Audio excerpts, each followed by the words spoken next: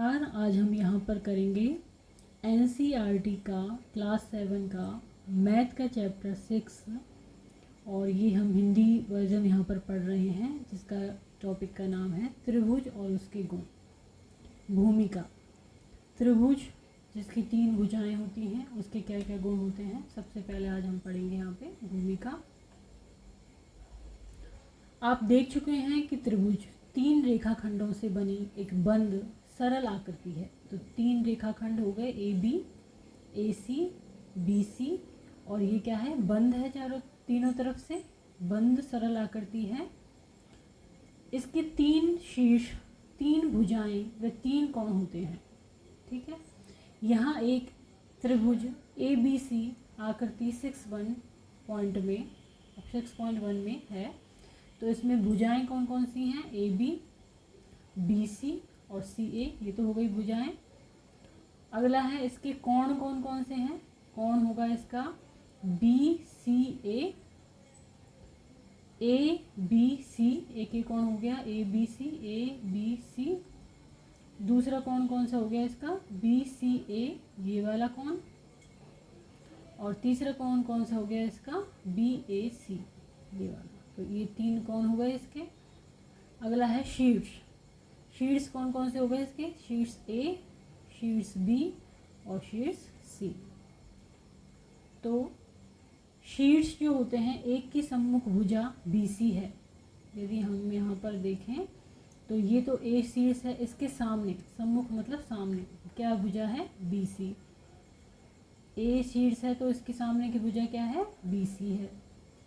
दूसरा है, क्या आप भुजा ए बी के सम्मुख कोण का नाम बता सकते हैं। तो ए बी भुजा है, इसके सम्मुख कौन सा कोण है, सी, बी सी ए कोण है इसके सम्मुख। आप जानते हैं कि त्रिभुज का वर्गीकरण भुजाओं और कोणों के आधार पर किस प्रकार किया जाता है। तो यदि हम भुजाओं के आधार पर देखें तो त्रिभुज को बोलते हैं विषम बाहु, जिनकी जो भुजाएं हैं वो अलग अलग हों। समद्विबाहु मतलब 2 भुजाएं समान हों, और समबाहु मतलब तीनों भुजाएं समान हों। कोणों के आधार पर न्यून कोण जो कि 90 डिग्री से कम का है, अधिक कोण जो कि क्या है 90 डिग्री से ज़्यादा का है, और समकोण मतलब कि 90 डिग्री एंगल। ऊपर बताए गए सभी प्रकार के त्रिभुजों के आकार के नमूने कागज को काट कर बनाइए। प्रयास कीजिए, ये एक एक्सरसाइज दी हुई है यहाँ पे। ए बी सी की 6 अवयवों, 3 भुजाओं, 3 कोणों के नाम लिखिए। पी क्यू आर के शीर्ष क्यू की सम्मुख भुजा कौन सी होगी, इस तरह से इन्होंने दिया हुआ है। तो ये हम याद कर सकते हैं जो अभी हमने पढ़ा है उसके अनुसार। त्रिभुज की माध्यिकाएं। आप जानते हैं कि एक दिए गए रेखाखंड का लंब समद्विभाजक कागज मोड़ने की प्रक्रिया द्वारा कैसे ज्ञात किया जाता है। कि कोई भी ये रेखाखंड है, इसका लंब, तो इसको हम फोल्ड करेंगे यहाँ से, तो समद्विभाजक यानी 2 समान भागों में ये विभाजित हो जाती है। कागज के टुकड़े से एक त्रिभुज A B C काटिए, A B C.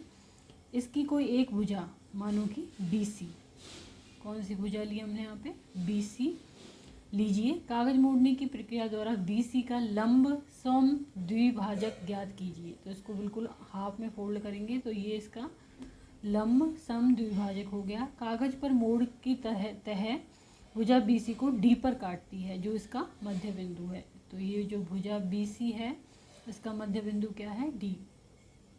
शीर्ष ए को डी से मिलाइए। अब इसका जो शीर्ष क्या है, ए है, और डी, ए से डी को हम मिलाएंगे, इसमें मिलाया गया ए से डी को।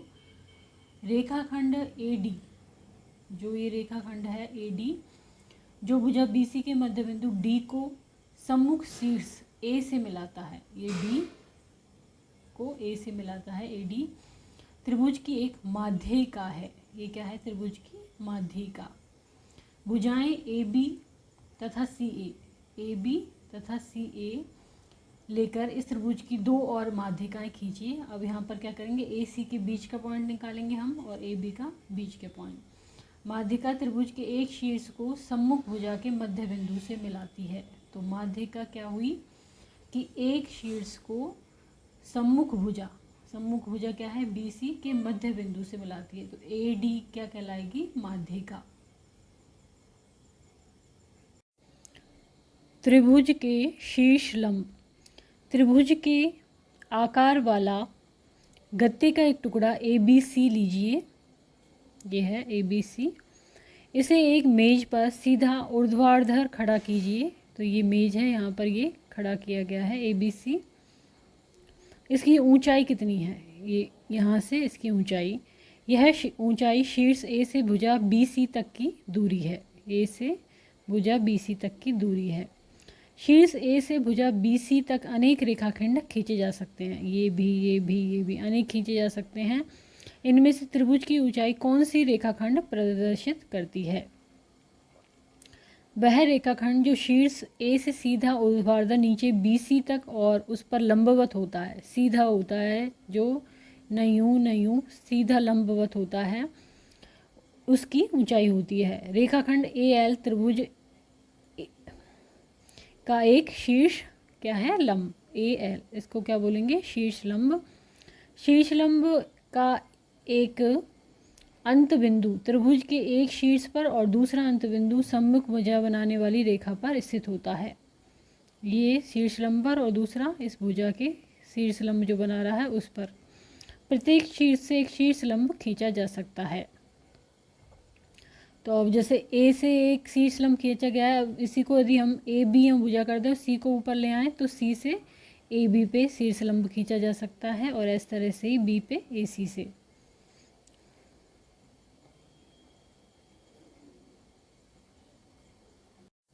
तो त्रिभुज का बाह्य कोण एवं इसके गुण। एक त्रिभुज ABC खींचिए, ये ABC है और इसकी एक भुजा BC, ये इसकी एक भुजा है BC को एक और बढ़ाइए, इसको हमने यहाँ तक बढ़ा दिया। शीर्ष C पर बने कोण ACD पर ध्यान दीजिए। अब ACD पर हमने ध्यान दिया। यह कोण ABC के बहिर्भाग में स्थित है। तो ABC के बहिर्भाग में, ये तो अंदर है, ये बाहर की तरफ स्थित है ये कोण। हम इसे ABC के शीर्ष C पर बना एक बाह्य कोण कहते हैं। ABC के शीर्ष C पर बना हुआ बाह्य कोण कहते हैं। स्पष्ट है कि BCA तथा ACD परस्पर संलग्न कोण हैं। ये दोनों क्या हैं? संलग्न कोण हैं। त्रिभुज के शेष दो कोण A तथा B बाह्य कोण ACD के दो सम्मुख अंतः कोण या दूरस्थ अंतः कोण हैं। जबकि यदि इस कोण की बात करें, इस कोण की बात करें तो ये क्या है? अंतः कोण है, दो सम्मुख। अब काट कर या एक्स ट्रेस कॉपी लेकर A तथा B एक दूसरे के संलग्न मिलाकर ACD पर रखें, जैसा कि आकृति 6.8 में दिखाया गया है। तो इसको हमने यहाँ पर इस तरह से रख दिया। तो जो ACD होगा, ACD वो ये वाले कोण और ये वाला A कोण और B कोण के प्लस के बराबर होगा। ये वाला कोण मीन्स ये वाला जो कोण है C, वो इस कोण और इस कोण को यदि प्लस करें तो इसका मान आएगा। किसी त्रिभुज का बाह्य कोण, ये क्या है? किसी त्रिभुज का बाह्य कोण है दोनों सम्मुख अंतः कोणों के योग, ये और ये, इनके योग के बराबर होता है। तो ABC लेते हैं यदि हम यहाँ पे ABC, ACD क्या है यहाँ पर? ACD एक बाह्य कोण है। तो ACD का जो मान होगा वो A और B का प्लस होगा। शीर्ष C से भुजा BA के समांतर CE रेखा खींचे। ये रेखा खींच दी हमने। औचित्य चरण 1 और x, ये वाला कोण और ये वाला कोण, ये दोनों क्या हैं? बराबर हैं। BA और CE ये क्या है? तथा AC, तो ये वाली लाइन और ये वाली लाइन क्या है? पैरेलल है, ये दोनों आपस में समानांतर हैं। और AC क्या है? एक त्रियक रेखा है। तो ये वाला कोण और ये वाला कोण क्या हो गए? बराबर हो गए। अतः एकांतर कोण समान होने चाहिए, 2y के बराबर होगा ये वाला कोण और ये, क्योंकि BA और CE क्या है? पैरेलल हैं, समांतर हैं। BD क्या है? इसमें एक त्रियक रेखा है। तो संगत कोण समान होने चाहिए, ये क्या है? संगत कोण। तो इसमें फिर एंड में क्या निकला कि 1 + 2 और x + y, ये वाला और ये वाला और x + y, तो x + y मतलब ये दोनों का योग। किसी त्रिभुज में बाह्य कोण और उसके दोनों सम्मुख अंतः कोणों के बीच यह संबंध त्रिभुज के बाह्य कोण के गुण के नाम से जाना जाता है। त्रिभुज के अंतः कोणों का योग गुण त्रिभुज के तीनों कोणों का आपस में संबंध दर्शाने वाला एक अद्भुत गुण है। इस गुण को आप निम्नलिखित 4 क्रियाकलापों द्वारा देख व समझ पाएंगे। एक त्रिभुज खींचिए, इसके तीनों कोणों को काटकर अलग अलग कीजिए। जो ये तीनों कोण हैं 1 2 3, इनको काट के यहाँ से कट, यहाँ से कट, यहाँ से कट, अलग अलग कीजिए।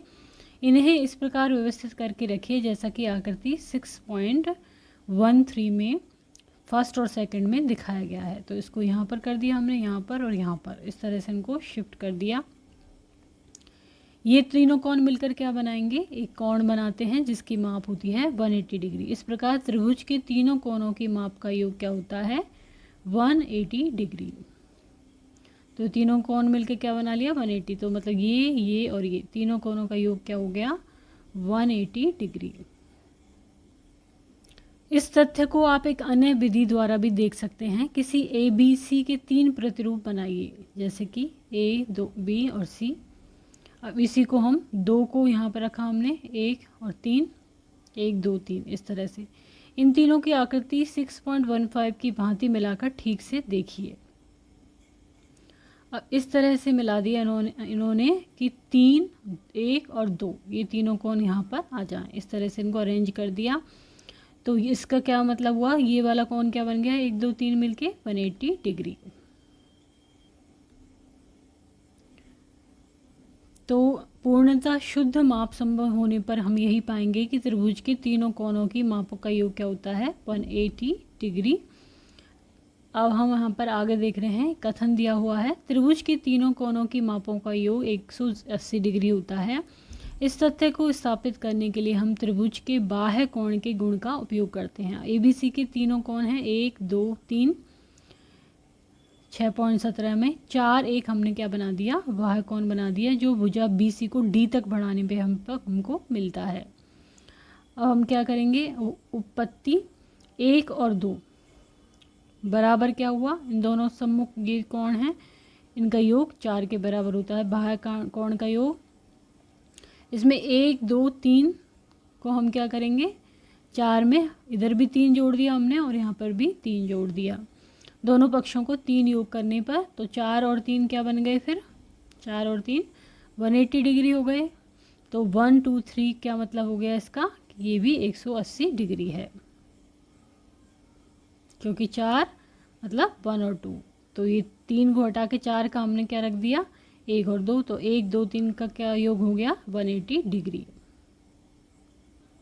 तो इस तरह से उदाहरण 2 में दी गई आकृति 6.18 में P की माप ज्ञात कीजिए। ये P है।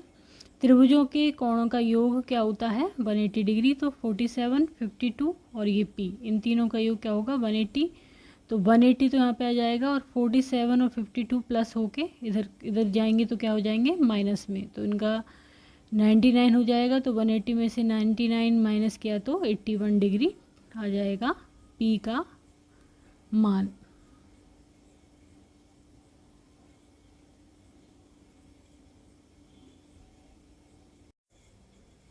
दो विशेष त्रिभुज समबाहु तथा समद्विबाहु। एक त्रिभुज जिसकी तीनों भुजाओं की माप समान हो उसको हम क्या कहते हैं, समबाहु त्रिभुज कहलाता है। जैसे एक त्रिभुज है ये और ये तीनों जो भुजाएं हैं इनकी माप एक जैसी हो, यदि एक 2 सेंटीमीटर है तो दूसरा भी 2 और तीसरा भी 2, तो ये क्या कहलाएगा, समबाहु त्रिभुज। एक समबाहु त्रिभुज ABC आकृति 6.19 बनाइए, 19 बनाइए। इसका प्रतिरूप यानी इसी माप का एक और समबाहु त्रिभुज कागज से काटें। पहले त्रिभुज को स्थिर रखते हुए इस पर दूसरा त्रिभुज इसे ढकते हुए रखें। दूसरा त्रिभुज पहले को पूरी तरह ढक लेता है। तो यदि हम ABC और दूसरा जो त्रिभुज होता है उसको भी ऐसे करके इन दोनों को एक ही पे रख दें तो ये वाला त्रिभुज क्या होगा, इसको ढक लेगा। दूसरे त्रिभुज को पहले त्रिभुज पर किसी भी तरह घुमाकर रखें, वे दोनों त्रिभुज फिर से एक दूसरे को ढक लेते हैं। क्या आप देख पाते हैं कि यदि त्रिभुज की तीनों भुजाएं समान माप की हैं तब तीनों कोण भी समान माप के ही होते हैं। यदि इनकी तीनों भुजाएं समान हैं तो इनके तीनों कोण भी जैसे समान होंगे, जैसे कि इसमें बताया गया है 60, 60 और 60। टोटल कितने हो गए? 180। हम निष्कर्ष निकालते हैं कि समबाहु त्रिभुज में तीनों भुजाएं समान माप की होती हैं और प्रत्येक कोण की माप 60 डिग्री होती है। एक त्रिभुज जिसकी दो भुजाओं की माप समान हो एक सम द्विबाहु त्रिभुज कहलाता है। द्विबाहु मतलब दो बाहें सम हैं, इसकी दो बाहें एक जैसी हैं, जैसे कि ये और ये दोनों क्या हैं? समान हैं।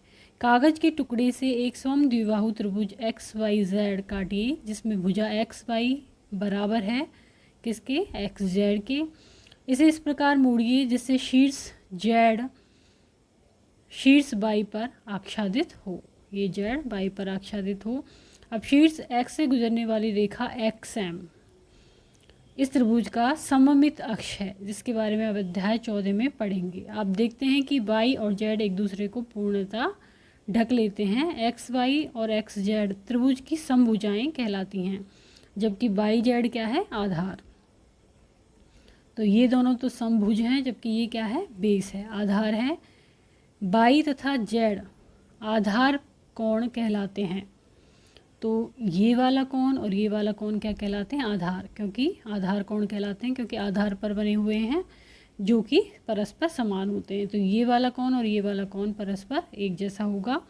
इस प्रकार हम निष्कर्ष निकालते हैं कि सम द्विबाहु त्रिभुज में दो भुजाएं बराबर लंबाई की होती हैं और समान भुजाओं के सामने का कोण समान होता है। जैसा कि इसमें हम देख सकते हैं ये समबाहु है, एक कोण दे रखा है हमें 40, तो इसके सामने वाला कोण भी क्या होगा? 40, और ये 40 40 दोनों मिलके क्या बनाएंगे? 80, और इन तीनों कोणों का योग कितना होता है? 180। तो इस वाले कोण का मान क्या निकलेगा? 100। इसी तरह से ये यहाँ पर एग्जाम्पल दिए हुए हैं।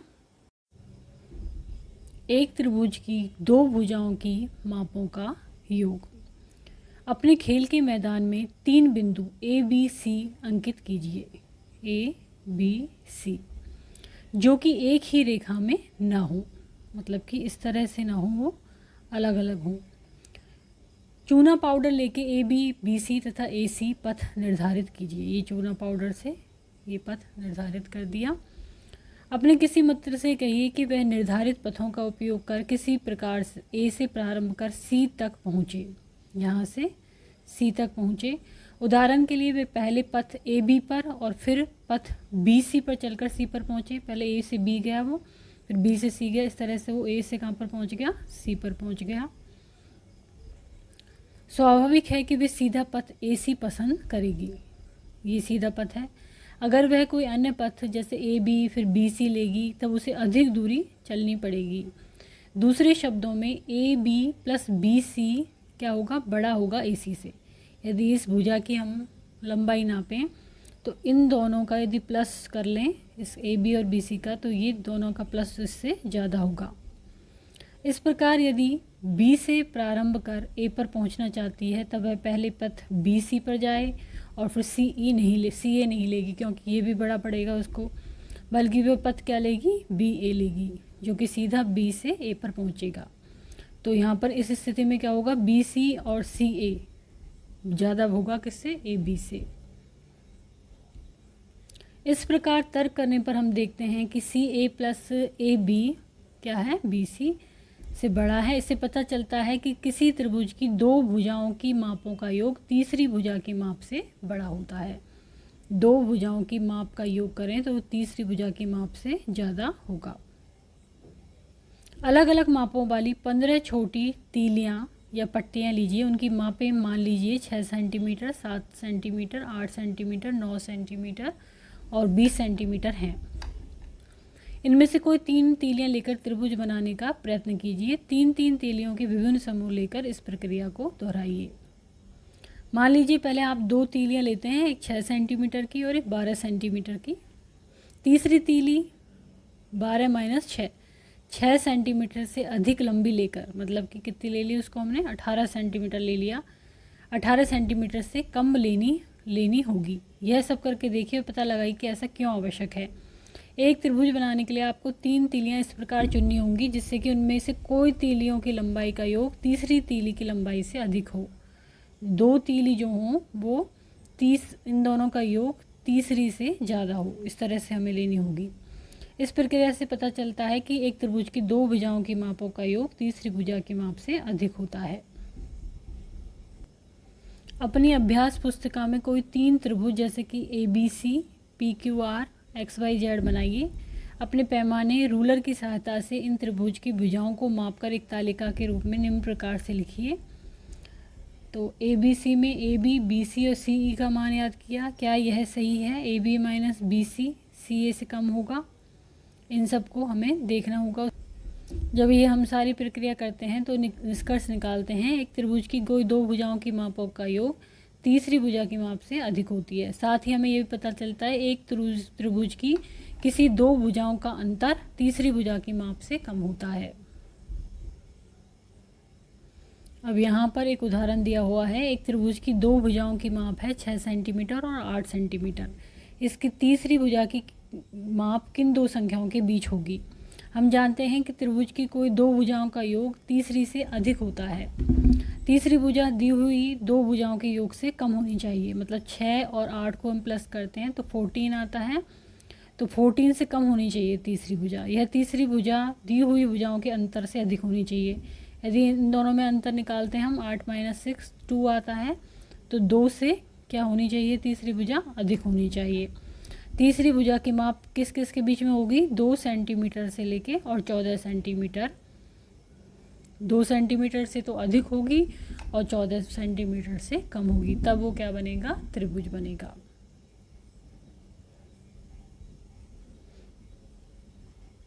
यहाँ पर प्रश्नावली दी हुई है 6.4। तो समकोण त्रिभुज और पाइथागोरस गुण के बारे में पढ़ेंगे। ईसा से 6वीं शताब्दी पूर्व एक यूनानी दार्शनिक थे पाइथागोरस ने समकोण त्रिभुज से संबंधित एक बहुत उपयोगी और महत्वपूर्ण गुण के बारे में पता लगाया, जिसे हम इस अनुभाग में बता रहे हैं। अतः इस गुण को उनके नाम से ही जाना जाता है। वास्तव में इस गुण का ज्ञान कुछ अन्य देशों के लोगों को भी था। भारतीय गणितज्ञ बौधायन ने भी इस गुण के समकक्ष एक गुण की जानकारी दी थी। तो ये क्या है? समकोण त्रिभुज। अब हम पाइथागोरस गुण का विस्तार से अध्ययन करते हैं। समकोण त्रिभुज में उसकी भुजाओं को विशेष नाम दिए जाते हैं। समकोण के सामने वाली भुजा, ये जो समकोण है इसके सामने वाली भुजा को क्या कहते हैं? कर्ण कहते हैं।